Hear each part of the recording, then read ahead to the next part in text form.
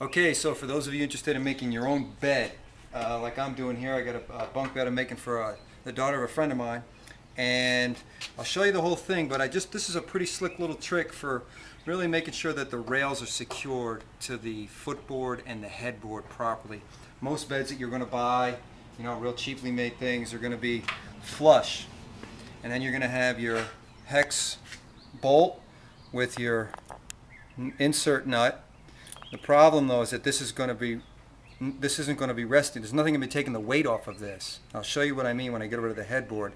So all the weight is on the nut and on the bolt. Alright, so this would be flush. What I like to do is insert this into a mortise. First let me show you this step, and then I'll show you the other one, and it'll all make sense. Just take your insert nut, okay, and drill a pilot hole and just give it a little tap. And then you're just going to go ahead and screw it in. And once you get it all the way screwed in, okay, nice and flush, I'll show you how to put it in the mortise in the footboard and headboard. Alright, so now I've got the rails set inside the mortise here. You'll see how I cut that mortise.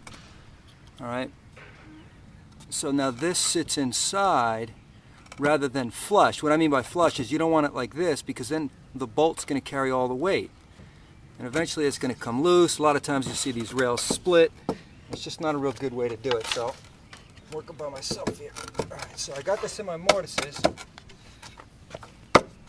And now I can take my bolt and just stick it through. And that'll line up with that insert nut. And I'll secure it.